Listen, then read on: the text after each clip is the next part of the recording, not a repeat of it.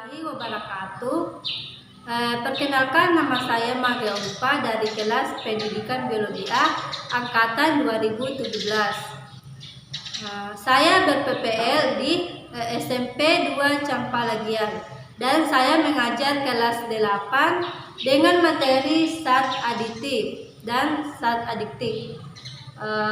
Baiklah, pada kali ini saya akan memulai pembelajaran mengenai zat aditif. Kalau begitu, mari kita saksikan video pembelajaran saya. Waalaikumsalam warahmatullahi wabarakatuh. Sebelum memulai pelajaran, marilah kita berdoa bersama-sama. Siapa ketua kelasnya di sini? Kita. Coba pimpin doa deh. Kita saja. Ya. Baca dalam hati saja.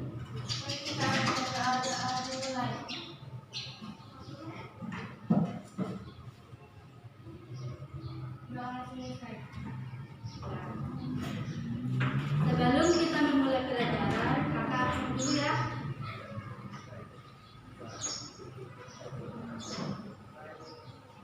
Rasliana, Nurul Aulia, Salwa Ahmad, Hilda, Arianti Arif, Isti Usman, Putri Aulia. Minggu lalu kita sudah belajar tentang sistem pencernaan ya. Sekarang kita akan belajar mengenai zat aditif.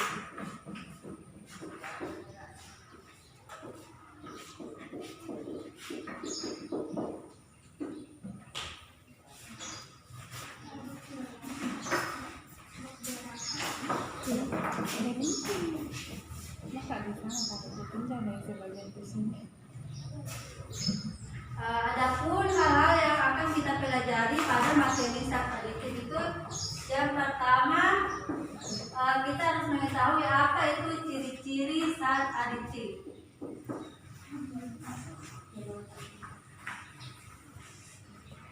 Bukan, jenis-jenis zat aditif.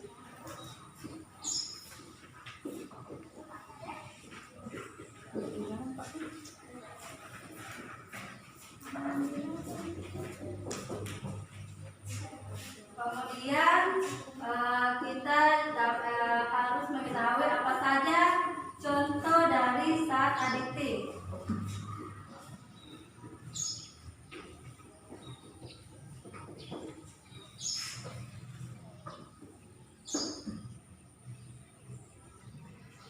Kemudian menyelidiki apa saja pewarna alami dan buatan pada makanan.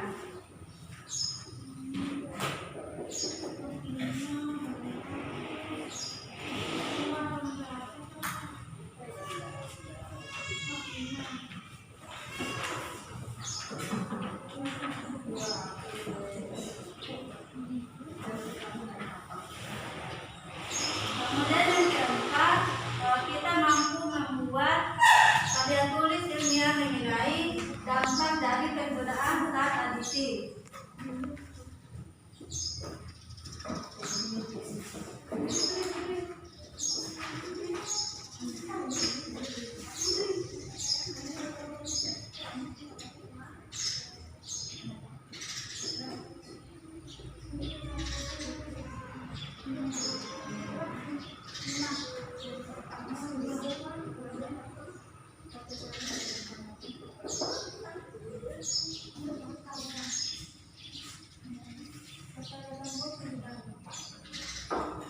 Coba buka bukunya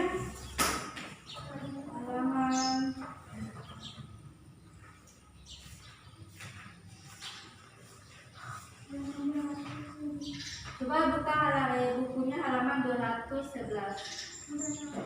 Sudah bisa dilihat zat aditif. Siapa yang tahu apa itu zat aditif? Ada yang tahu?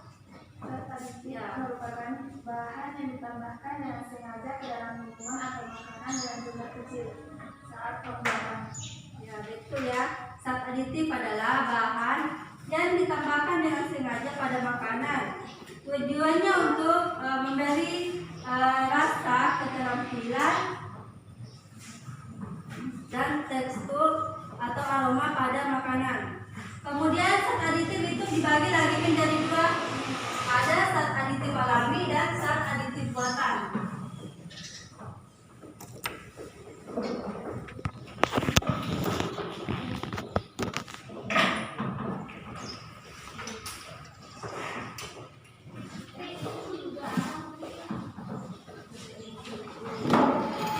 Zat aditif alami itu berasal dari tumbuhan-tumbuhan ataupun dari hewan. Kemudian kalau zat aditif buatan itu berasal dari reaksi kimia yang berasal dari proses reaksi kimia. Kemudian adapun jenis-jenis zat aditif itu yang pertama, coba lihat bukunya halaman 213. Yang pertama itu ada pewarna. Siapa yang tahu apa itu pewarna? Pewarna adalah bahan yang ditambahkan pada makanan atau minuman dengan tujuan untuk memperbaiki atau memberi warna pada makanan atau minuman agar menarik. Ya, pewarna itu adalah bahan yang ditambahkan pada makanan. Contohnya coba lihat pada gambar ada kue ya, yang sudah diberi pewarna. Kemudian pewarna ini dibagi lagi menjadi dua, ada pewarna alami dan pewarna buatan.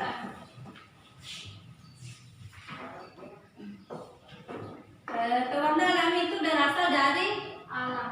ya, berasal dari alam ataupun tumbuh-tumbuhan. Misalkan coba buka halaman 216. Ada gambar di bawah, ada pewarna alami.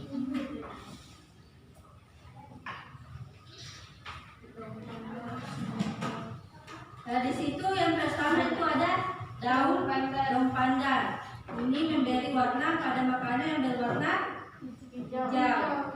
Kemudian di sini ada buah stroberi, memberi warna juga pada makanan. Dan ada juga buah naga.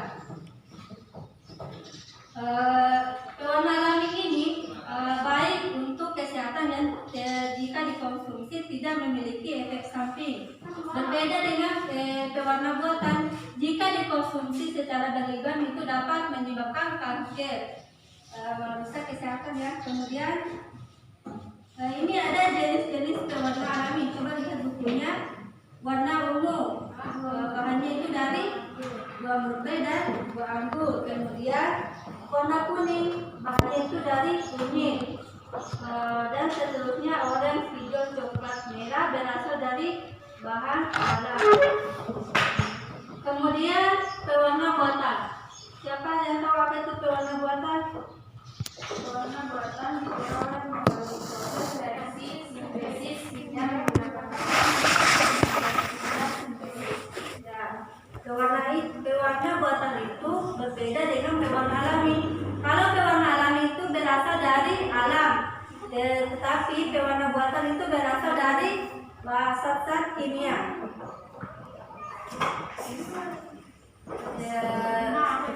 Contoh pewarna buatan itu seperti yang sering kita gunakan, seperti apa itu? Yang yang dipakai untuk mewarnai makanan seperti es doger itu ya, yang dipakai untuk memberi warna pada minuman. Kemudian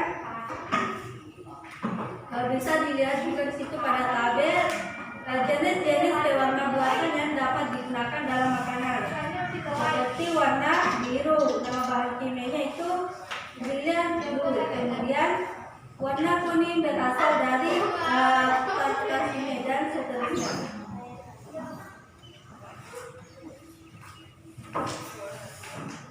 Kemudian yang kedua ada pemanis.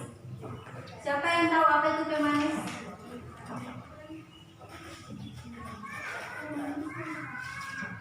Ada yang tahu? merupakan bahan yang ditambahkan pada makanan atau minuman sehingga dapat mengubah manis pada makanan atau minuman. Ya.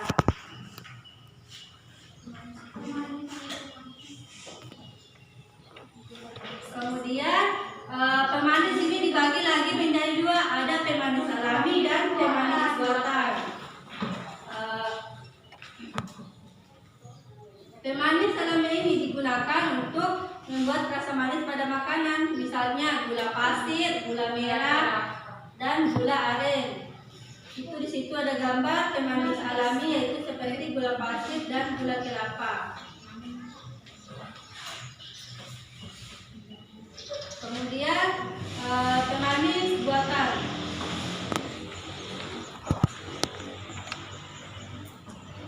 Pemanis buatan ini hampir sama pemanis alami, hanya saja pemanis buatan ini berasal dari zat-zat kimia, sedangkan pemanis alami berasal dari tumbuhan. Pemanis buatan ini hampir sama rasanya sama pemanis alami, hanya saja pemanis buatan lebih manis dibandingkan pemanis alami. Ada beberapa contoh pemanis buatan. Ini bisa dilihat gambarnya.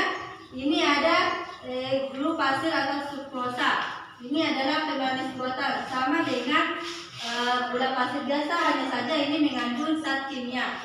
Kemudian ada siklamat ini yang sering digunakan membuat sirup ya, untuk memberikan rasa manis pada sirup tersebut. Dan kemudian ini ada kalium asesulfat, bentuknya juga seperti gula pasir. Kemudian di sini ada aspartam. Ini adalah gula, bentuknya seperti gula pasir, tapi dalam kemasan berbungkus seperti teh, bukan teh. Ini semua jika dikonsumsi secara berlebihan itu dapat merusak kesehatan, dapat mengakibatkan kanker. Jadi dikonsumsinya itu secukupnya saja, tidak terlalu berlebihan.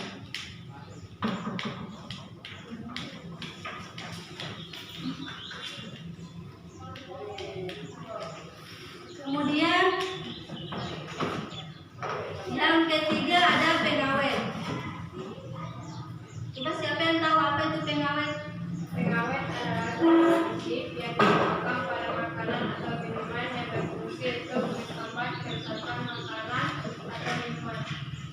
Ya, pengawet itu tujuannya untuk menghambat kerusakan pada makanan agar tidak cepat membusuk ataupun berjamur. Coba lihat gambar halaman 121, itu ada roti. Bisa dilihat perbedaannya. Coba lihat perbedaan pada roti tersebut, apa perbedaannya? Ada yang berjamur dan ada yang roti masih segar. Roti tawar ini yang masih segar ini mengandung pengawet sehingga tidak mudah busuk ataupun berjamur. Kemudian roti yang di sampingnya ini sudah berjamur, artinya ini tidak mengandung pengawet karena mudah busuk ataupun rusak dan berjamur.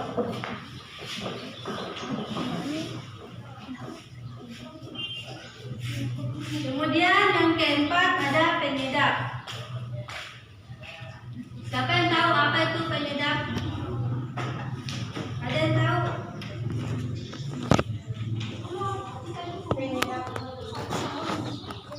Bahan tambah makanan untuk meningkatkan cita rasa makanan.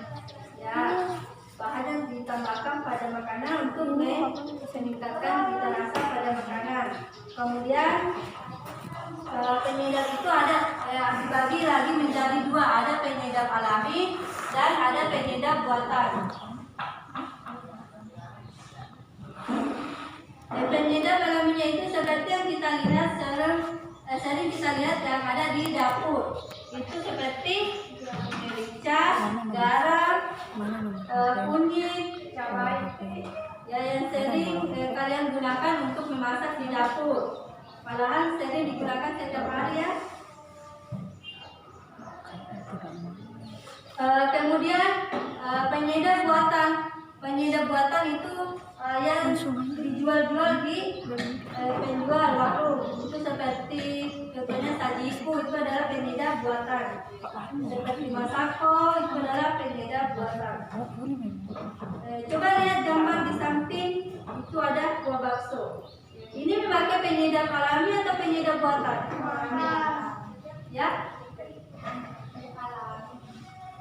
Ini memakai penyedap alami karena terbuat langsung dari daging sapi. Kemudian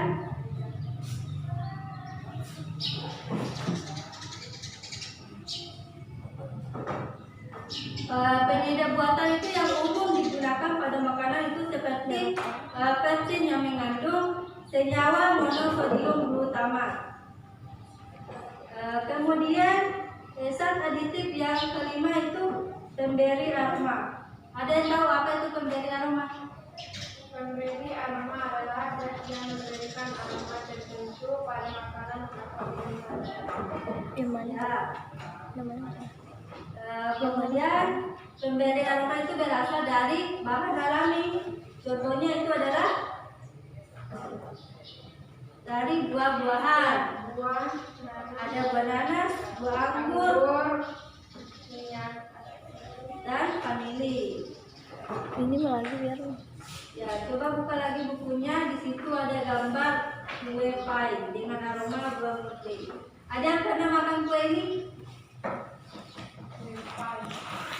Ya, ini mengandung aroma buah putih. Pemberi aroma itu merupakan senyawa sintetis yang disebut dengan esen. Kemudian yang keenam itu ada pengental.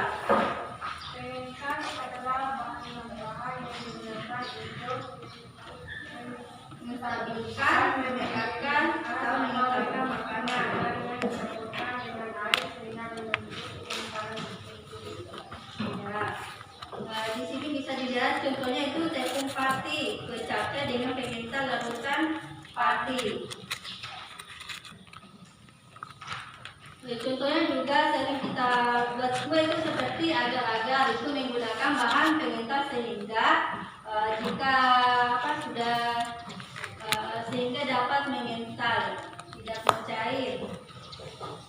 Kemudian yang ketujuh itu ada pengemulsi.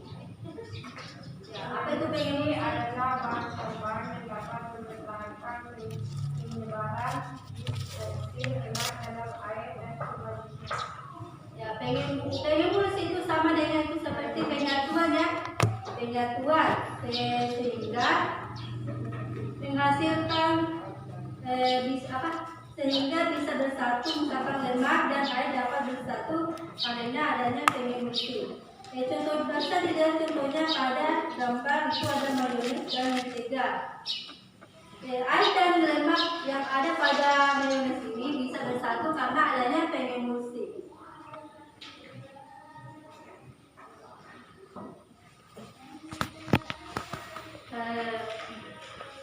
Saya mau bagi kelompok. Di sini coba bergabung kelompok 1 di sini, kemudian kelompok 2 dan kelompok 3. Coba bergabung dulu teman-teman.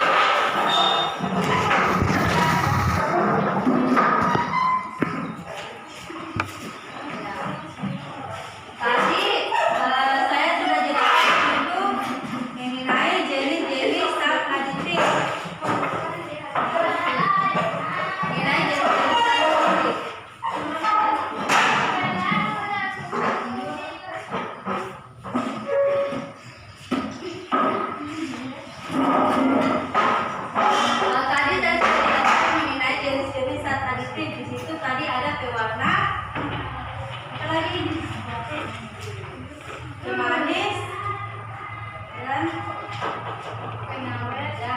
pengawet, penyedap pengental. Saya juga sudah jelaskan mengenai dampak dari penggunaan zat aditif tersebut. Jadi saya mau kalian mencari apa itu dampak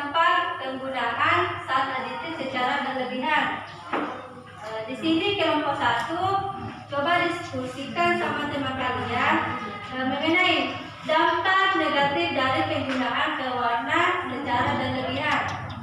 Pewarna buatan ya, karena setahu saya pewarna alami itu tidak memiliki efek samping untuk kesehatan.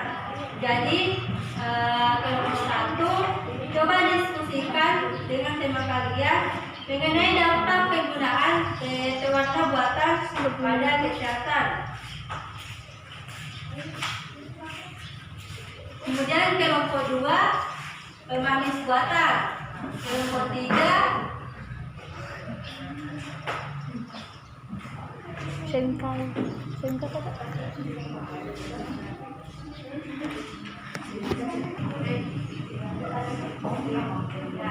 Coba diskusikan dulu sama temannya mengenai tugas yang akan beri ya.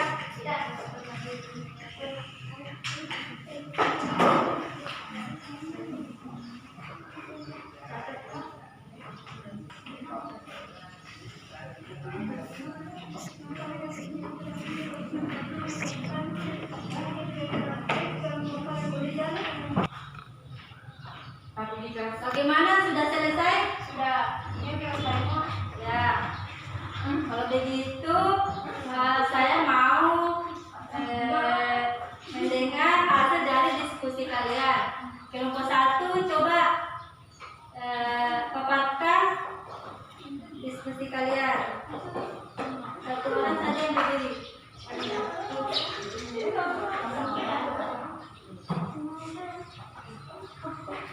Ayo deh.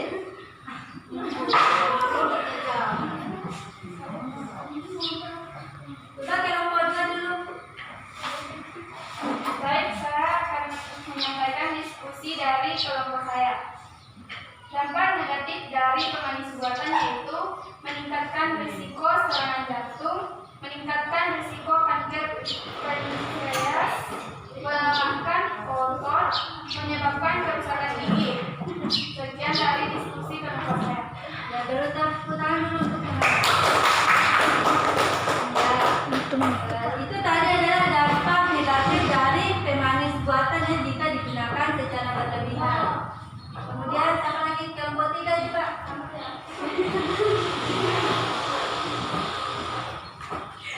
Nah, belum ini.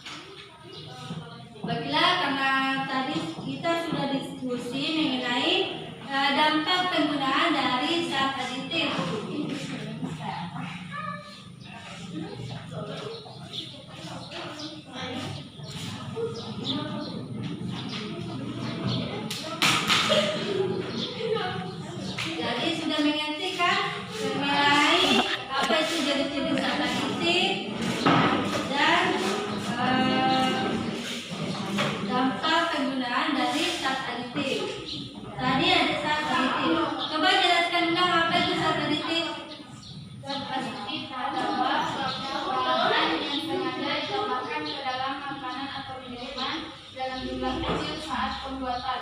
Ya, kemudian zat aditif itu dibagi lagi menjadi dua, ada zat aditif alami dan zat aditif buatan.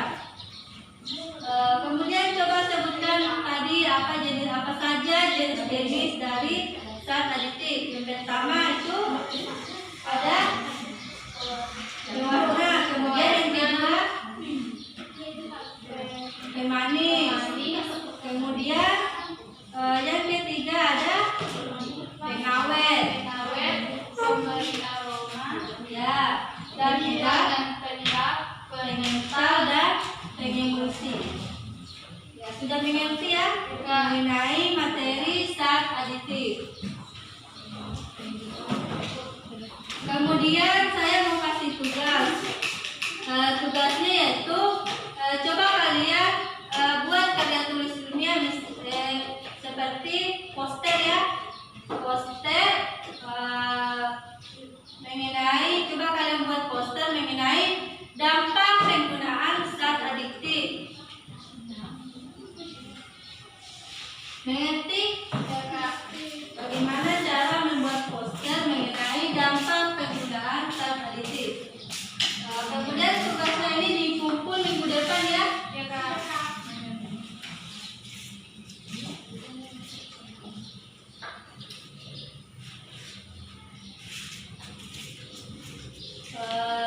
Kemudian minggu depan itu kita akan belajar mengenai zat adiktif. Karena kita sudah mempelajari zat adiktif, kemudian minggu depan kita akan belajar zat adiktif. Demikianlah materi yang saya sampaikan hari ini. Semoga dapat bermanfaat. Saya akhiri. Assalamualaikum warahmatullahi wabarakatuh.